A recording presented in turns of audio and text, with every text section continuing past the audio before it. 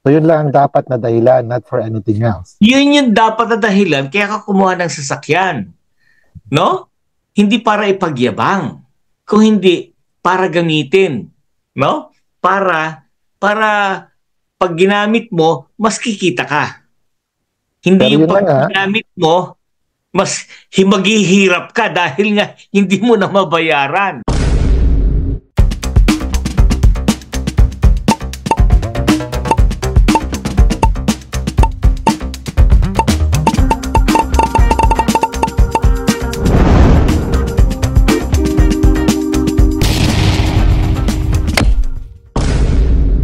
Ang mga kasong tinatalakay sa palabas na ito na tapot hango at may pagkakahalintulad sa mga totoong pangyayari ay pawang mga halimbawa lamang at hindi tumutukoy sa isang aktwal na kaso. Ang mga talakayan dito ay magsisilbi lamang ng gabay at hindi dapat tratuhin na isang legally binding na payo. Kung nais niyong humingi ng personal na payong legal, maaaring makipag-ugnayan ng personal sa isang kwalipikadong legal practitioner. The cases discussed in this show, although based on and similar to real events, are only examples and do not refer to an actual case.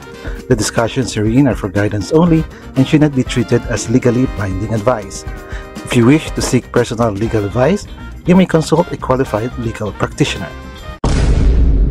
Magandang araw mga kababayan. Ito muli ang Buhay Batas sa Canada at syempre ako inyong host, ako si Kuya Jason. At ang ating paksa ngayon sa video nito ay sobrang ganda. Ang pag-uusapan natin ngayon ay utang. Kung ano ba ang mga dapat isaalang-alang at pag-isipan pag tayo nasasangkot sa malaking utang dito sa Canada. Yun, so napagandang topic po ang ating pag-usapan. So dyan lang po kayo at pag-uusapan na po natin yan. Ayun, so mga kababayan, nagbabalik na naman ang Buhay at Batas sa Canada. At syempre kasama pa rin natin ngayon si Attorney George Carvida ng Carvida Law Offices dito sa Toronto, Canada. At ang topic natin ngayong gabi medyo interesting at I'm sure makaka-relate lahat, lalong-lalo lahat ng Pilipino sa buong mundo. Pag-uusapan natin ay utang. Pero yung usapin ng utang kasi ang daming ang daming pwedeng pag-usapan tungkol dyan. So medyo i-compress natin sa mga senaryo, no? Kasi hindi ko mo mag-abroad ka, punta ka ng Canada, hindi ka na pwedeng magkautang. Kasi siyempre may mga pangangailangan din tayo minsan dito. At lahat naman ng bagay na dito na-involve talaga ang utang. Tulad ng mag-loan ka para sa kotse, mag-mortgage ka para sa bahay, at minsan kinakapos yung sweldo para ipadala sa Pilipinas. So di natin naiwasan na magkaroon ng utang. Pero as long as we can manage it, siguro okay naman. Pero minsan talaga nangyayari, hindi natin na ma-manage yung utang natin. At dito pa nga sa Canada, madaling umutang, di ba, attorney? Totoo so maraming lugar kung saan ka pwedeng umutang, sa bangko, sa mga payday loan, gano'n. At pero ito yung isang senaryo kasi na gusto kong tanungin, attorney. Kasi minsan hindi natin kayang bayaran talaga yung utang. Pwede ba itong takasan? Kunwari, ang dami mo ng utang at di ko na mabayaran. Uwi na ako sa Pilipinas para maiwasan ko yan. Pwede ba yon? Ganito yan. Bakit ka nagkautang muna in the first place? No? Ang Pilipino kasi karamihan, akala nila, kung nabigyan ka, usually, ang nagbibigay ng utang, credit card eh. Diba? O ito, credit. Bigyan kitang credit. Akala kasi ng karamihan, ang credit card ay income. Hindi po income ang credit. Kaya nga credit eh, utang. Yon. Ngayon, usually yan, lahat ng tao naman po nagkakaroon ng utang. Pero depende po kasi kung saan ginagamit yung utang. Okay? Ngayon, kung akala mo income yan, ay babayaran mo rin po yan. Diba? Hindi yan yung binigyan ka ng kwarta, thank you. Okay? Now, usually, utang ka like, ang mga marunong umutang, usually, yung mga mayayaman din na kaya magbayad ng utang. Okay? Yung mga malalaking negosyante, usually yan, umuutang yan para i-invest din sa negosyo nila. Ganun po yun. Kaya yung ibang mga negosyante, nagtatayo ng bangko nila. Katulad ng SM, meron siyang Bangko de Oro. Di ba? Tama ba yun? Bangko de Oro? I think so, yeah. SM, no? Yan. Ngayon, yung bangko na yan, ang creditor niyan, mga nagde-deposito. Okay? Yung mga nagde-deposito, tayo pong mga depositor ng bangko, pinauutang natin ng mga bangko. Para i-invest nila. Para ngayon, yung kwartang naipon nila, uutangin yan ng mga negosyante. Tapos, dahil yung mga negosyante, pag nagbayad naman, kumikita yung bangko sa interest. Alright? So, may mga tinatawag na overnight lending. Hindi po ako bankero, pero yun yung yun yung layman's understanding ko. So, yung bangko magpapautang sa negosyante, okay? Ang interest noon, let's say 10%, okay? Samantalang yung mga nagde-deposito, pinahihiram nila yung bangko through their deposits, tapos ang interest ng savings sila 2%. So kumita kagad yung bangko. Now, yun po yun. Ano ba usually ang utang? Yan, credit card, loans, car loans na tinatawag, no? Ngayon, usually ang nakakalungkot niyan, ang isang kababayan natin kukuha ng sasakyan, 'di ba? Ay siguraduhin kung hulugan po niyo kukunin 'yan, siguraduhin niyo po na kayang bayaran ng hulugan. Kaya I don't know if it's good practice or not, but usually pagka kasi bumili ka ng sasakyan, pinakamaganda pa kung babayaran mo ng cash. Kasi mas mababa. Ibigyan ka ng mga discount.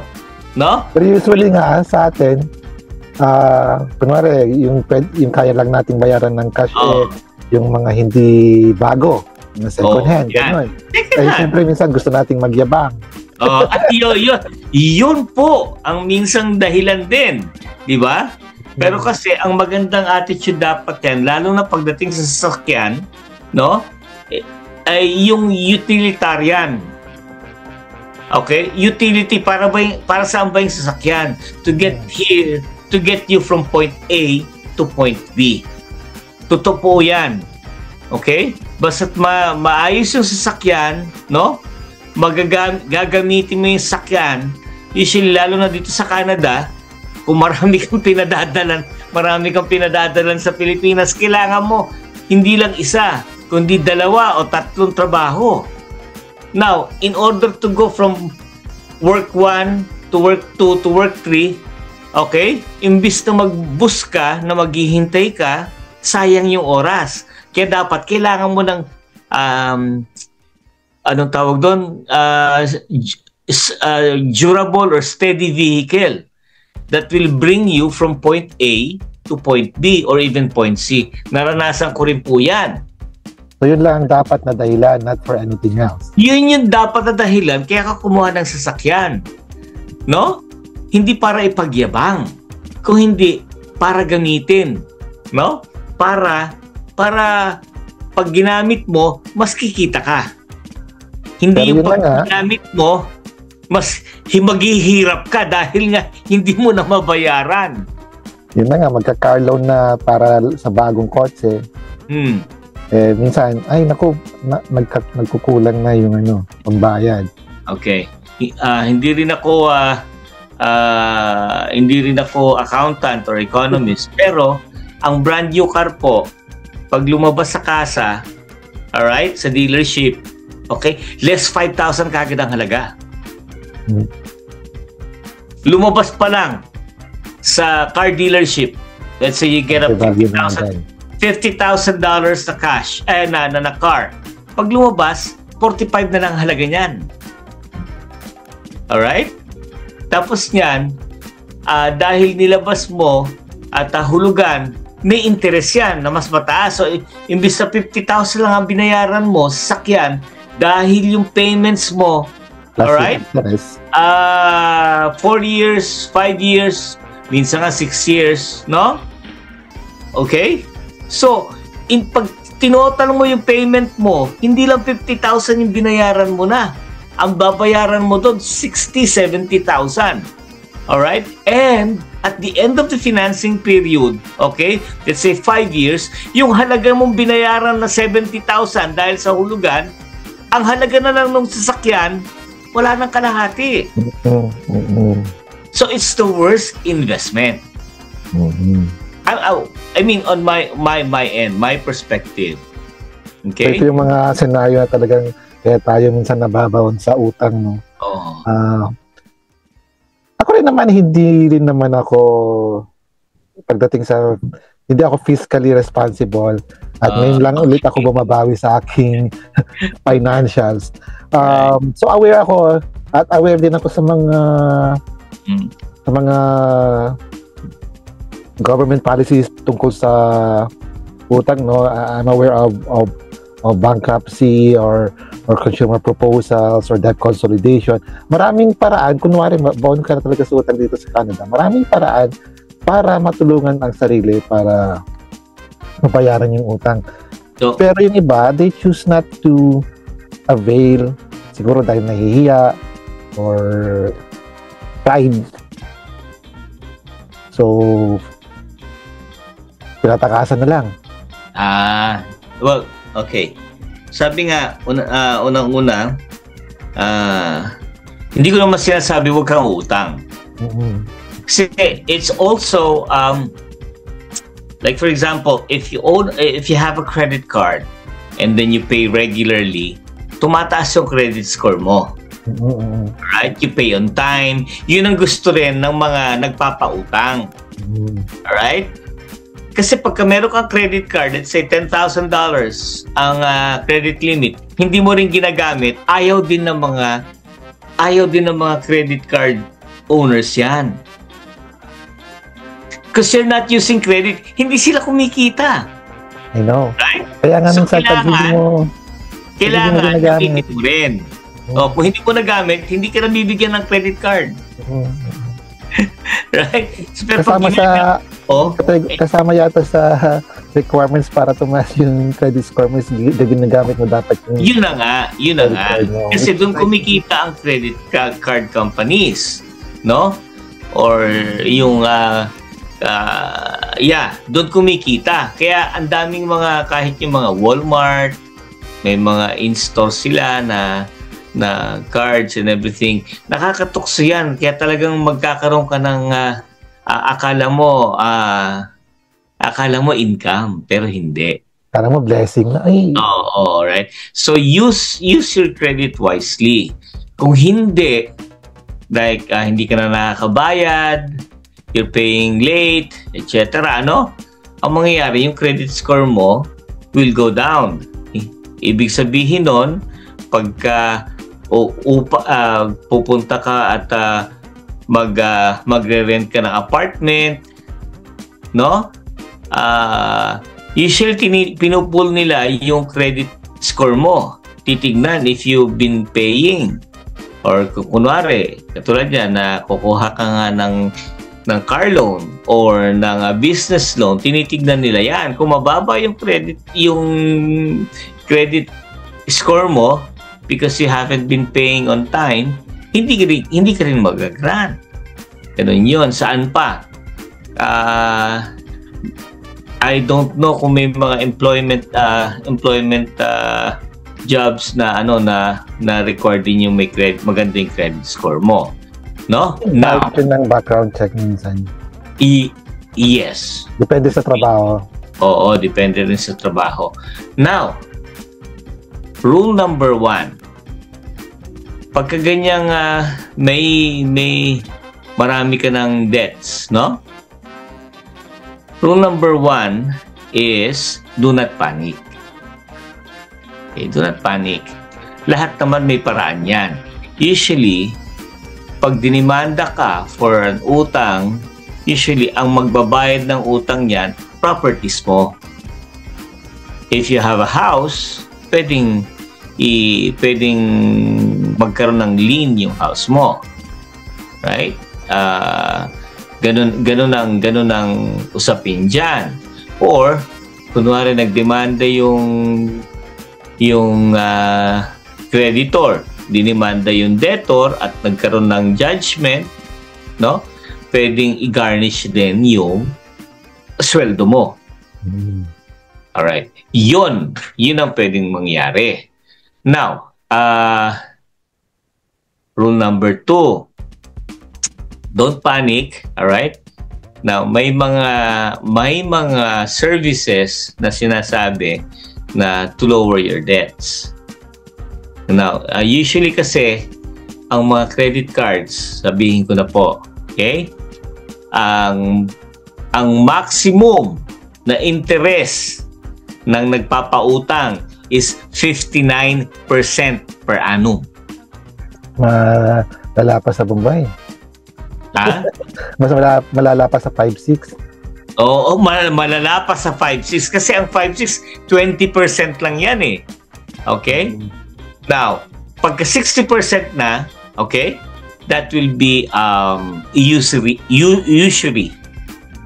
usurious na yung rate na yan. So 59 down. Kaya mapapansin mo, yung mga credit cards, yan ang usually yung iba mas mababa ang interest, pero anything above 20% is mataas na interest na. No? Nasanay tayo sa Mumbai na 5-6, which is 20%. Alright? Now, yun yung mga traditional na creditors, mga nagbibigay ng kwarta, ng mga nagpapautang pala. Alright? Right. So, they are limited to just 59 to up to 59%. All right? So pagka nagbayad, pagka umutang ka tapos may minimum payment, ibig sabihin yun yung dapat na kinikita rin ng creditor, right? Kasi in the end, patong ng patong yan, usually kung compounded pa yung interest. Now, sabi ko nga, yun yung mga traditional na lenders. May mga tinatawag ngayon na private lenders. Yung private lenders naman, yan yung mga outside the traditional lenders, katulad ng, kung kunwari, mahilig ka sa bingo. Mahilig ka sa bingo. Tanong ka nung nagpapabingo. Diba? May mga nasa paligid mo. Alright? O mahilig ka sa casino. May mga tao sa paligid mo na magpapautang sa'yo. Alright? Okay. So now, wala rin problema na. Kasi ano yan loan contract yan Kung pumayag ka, bakit hindi? Basta importante, walang pilitan. No? Ang usually, both ways yan. May mga kababayan tayo na nagpapautang pero hindi nakasulat, or kung nakasulat man, may mga kulang. Katulad yan, hindi ka pwede magpa-interest kung hindi nakasulat. That is interest should be written in a memorandum. Right? So if it's a contract of loan contract, so there must be syempre elements ng contract, which is there should be consent, an agreement on both parties, tapos the subject and meron yung pati yung obligation ng bawat isa. One is the obligation to pay, right? Ito naman yung isa, yung lender, he has the obligation to give the money. Diba? Hindi ka pwedeng magpautang, wala ka namang binibigay na pera. Right? So, and then, if there's an interest involved, it has to be written. Alright? Tapos, usually yan, meron ding time element, kung hanggang kailan. Right? Hindi naman po pwedeng forever yung utang. Ang forever na utang na kung may forever na utang, yun ang tawag doon, utang na loob. So yun na nga, attorney, di ba? Ang dami talagang, ang daming sources ng utang. Ang daming pwedeng pag-utangan,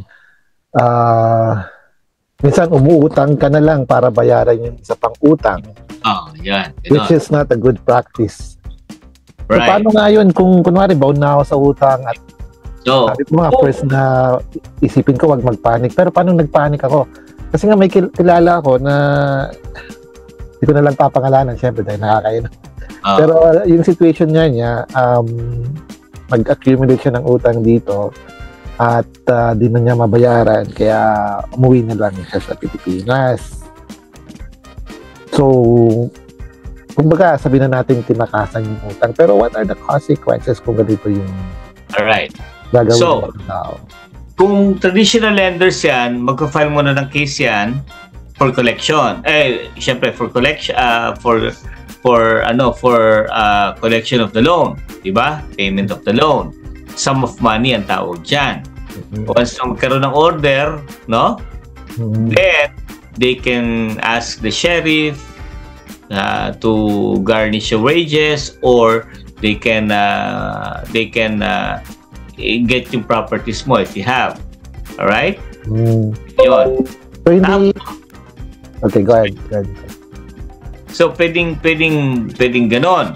Now, kung tumakas ka, no? Or hindi ka na nagpakita, usually, yung mga loans na yan, ang tawag na dyan, bad debts bad loans. Ipapasa na nila ngayon sa collection agencies. Now, collection agencies, sige, akin na to, ako mangongolekta. But these collection agencies, they get like 40, a percentage of the loan na makolekta nila. Doon sila kumikita. Alright? At ang isang paraan, marami silang paraan para makakolekta. Right? So, maghahanap lang sa MTO, listing ng driver's license, o sakyan, kung saan ka nakatira. Ganun yun. So, hindi nangangahulugan na kung nang ibang bansa ka na at umuwi ka na sa Pilipinas, hindi ka na mahahabol. Yun. This is true story, no? Yung collecting agency, no? Tititignan lahat yung kung saan ka nakatira. Alright? Yun, tatawagan nila yan, mangongolekta yan, kukulitin yung hanggang sa, dahil kunwari, ilang kayo sa bahay, no? Hinahanap si Juan, no? Tapos, puro, dahil doon, magagalit ngayon yung mga kasama sa bahay. Juan, ano yung tawag dito ng ganito? Collection agency daw. Bayaran mo yung mga utang mo. Alright? Yun. So dahil to nagkakaroon ng tension sa bahay, nag-aaway, no? Hindi ka rin matatahimik. Oo. So ngayon yung iba tatakasan, uwi ng Pilipinas. Maniwala ka, kahit yung mga collection agencies na yan, tatawag din sa Pilipinas yan. Seriously. Yeah? Sabihin na is Juan there? Siyempre, alam mo, nasa Canada no? Tapos tumatawag sa Pilipinas Yeah. So, tapos, siyempre sabihin, hello, sorry, he's not here, you know? What do you mean? Tapos sabihin ng collection agency, what do you mean he's not here? We just saw him outside. Yung mga ganun ba? Talagang There's a possibility din na magpadala sila ng tao sa Pilipinas. Yun na nga. Alright? Okay? So now, what happens is this. So magiging bad credit ka ngayon. No? Dahil tinakasan mo. Maraming ganyan. Sa totoo lang, hindi ko man masabi, hindi man magandang sabihin, pero maraming manunuba. Diba? Yeah. Maraming manunuba. Katulad yan, nasa Pilipinas, tatawagan yung pare, nasa Canada. Pare, may may baka maputulan kami ng Meralco. Sa kailangan ng, di ba? Baka pwede magpahiram mo, hiram muna ako magkano? Mga 5,000, 3,000 sana, pero mga 5,000 pesos na lang, di ba? Okay, di ba? Di ngayon, padadalan mo. Tapos, then after 2 months, sabihin mo na lang, pre, huwag mo sabihin sa mga barkada, Nakakahiya eh. Okay, alright. Dahil mabait ka naman, papahiramin mo. Diba? 2 months, 3 months later, wala na, kalimutan na. Okay, kakamustahin ka na lang uli. Pag mangungutang na naman. Which is, diba? Nakakatakot yung message na kumusta. Oo, pagka may mga nakamusta, sabi mo, okay, sa mga gusto mga musta at magbabati ng Merry Christmas, okay lang po ako. Unahan mo na. Pero yun nga, hindi nga. So, pag nasira yung record mo, okay, yan, for 7 years. Okay? Antay ka lang ng 7 years, burado lahat ng record mo. Pagdating sa credit, fresh start ka na naman. Okay? So, dapat by then, matuto ka na. Yun na nga. So, you have to use your credit wisely. So, and in order to establish your credit again, you could start with prepaid credit cards. Okay? So, bayaran, magbigay ka ng 500, nakadeposito yan. No? Pag nagbukas ka ng bank account, humingi ka ng credit card, sige, I'm starting my credit again, alright? Meron ka nakadepositong 500 doon, hindi mo pwedeng galawin. Tapos pwede mong gamitin yung credit card mo, alright? Pero yun ang mangyayari, dahil prepaid yun, kukunin yan sa deposit, sa actual deposit talaga. Pero hanggang sa ma-establish mo ulit. Mabuild mo ulit yung credit. Tama. Yes. So, paalala lang po sa mga mahilig umutang na hindi marunong magbayad, huwag niyo naman pong samantalahin ng mga nagtatrabaho Pilipino na hindi po pinupulot din ang dolyares, no? I mean, of course, it's different kung talagang dire need, emergency, medical emergencies, why not? Pero yung nag-iisip ang kamag-anak mo na magnegosyo, tatawagan ka, kuya, ano yun? Nag-iisip kami gumawa ng negosyo. Anong negosyo? Nung araw, yung ngayon, Uber. Di ba? Uber. Uber. Kailangan ko ng motor. Kailangan, meron na kaming puhunan, pakidagdagan na lang. Di ba? Sakyan? Oo, yung sakyan, 500,000. Okay, magkano napundar ninyo para makakuha ng sakyan kasi kailangan bago yung sakyan sa Uber. Diba? Bago ba? Or anyway, basta bago-bago, diba? Sabihin nila, magkano ba yung sakyan? 500,000. Magkano lang napundar nyo? 50,000. Ay, lintik. Hindi dagdag sa puhunan yun. Ikaw na yung namuhunan. I mean, it happens. And I know for a fact, it happens. It happens. No? It happens to everyone. Yes. It's just yung response lang dun sa pagkakautang ng Iyon. Kakaiba. Yon. Ngayon, kung marunong ka naman magbayad on time, magandang credit score mo, pwede kang pautangin kahit $100,000 na pang negosyo mo rin. Diba? Ganun yun. Now, basic ngayon yan. May iba naman ng topic ko niyan eh. Pero, pagdating sa business, sometimes like sila Trump, sila, yung mga yan, they use other people's money. Yeah, may nabasa nga ako na ganyan. Diba? They gagawa ng negosyo, pero hindi nila kwarta. Utang din. Yung mga rich people umutang para i-invest. Yes. Ay, yung mahihirap umutang para nagastos. Oo nga. Kaya mahirap lalo na kung mayabang ka lang, mayabang pala. Diba? Kaya nga, katulad yan, normal yan eh. Minsan may mga pupunta ka sa parking lot. Siyempre, yung sakyan mo, second hand lang naman eh. Di ba? Kasi utilitarian ka, point A to point B. Tapos tatabihan ka, brand new sa sakyan. Tapos naka-personalized plate pa. Yung nakalagay na personalized plate, hambog. Saka nga minsan, di ba, siyempre, tapos mo sa social media na kotse mo second hand, minsan third hand. May magko-comment pa, nasa abroad ka na, luman-luman ng kotse mo. Tapos, full step, tayo naman sensitive. Bibili ng bag, kahit utang. Yun ang...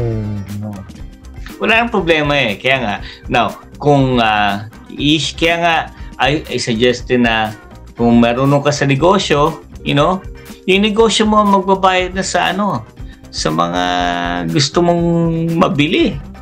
Sasakyan. Lahat yan, puro mabibili mo yan, bas gamit din ng negosyo. Kaya nga po, ito, nalayo naman ako sa topic. Panapos na advice mo na yan, attorney. Oo. Ano po, tanggalin po natin yung nangangamuhan attitude tayong mga Pilipino. Dapat naman po tayo ang maging amo. So gumawa tayo ng sarili nating negosyo na tayo ang amo. Hindi po tayo yung nangangamuhan lang. Well said, well said. Ayun. So yun, sabi ko na nga ba, pag-usapang utang medyo mahabang usapin yan.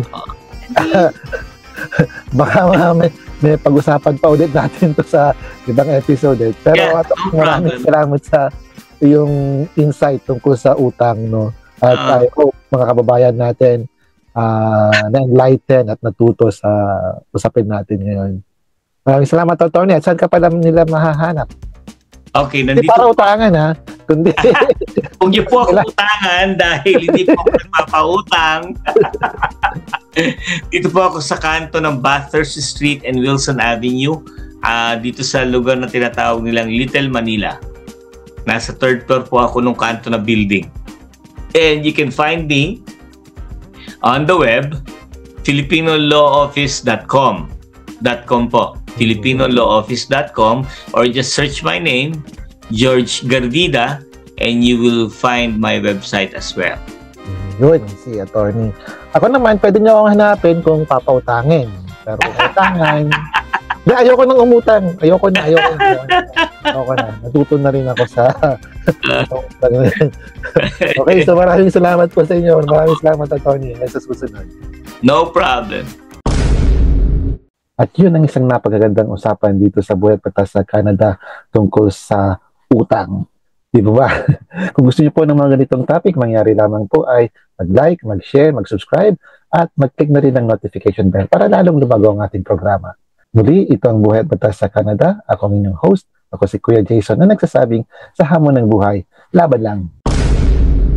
Ang mga kasong tinatalakay sa palabas na ito, natapwat hango at may pagkakahalintulad sa mga totoong pangyayari ay pawang mga halimbawa lamang at hindi tumutukoy sa isang aktwal na kaso. Ang mga talakayan dito ay magsisilbi lamang ng gabay at hindi dapat tratuhin na isang legally binding na payo. Kung nais niyong humingi ng personal na payong legal, maaaring makipag-ugnayan ng personal sa isang kwalipikadong legal practitioner. The cases discussed in this show, although based on and similar to real events, are only examples and do not refer to an actual case. The discussions herein are for guidance only and should not be treated as legally binding advice. If you wish to seek personal legal advice, you may consult a qualified legal practitioner.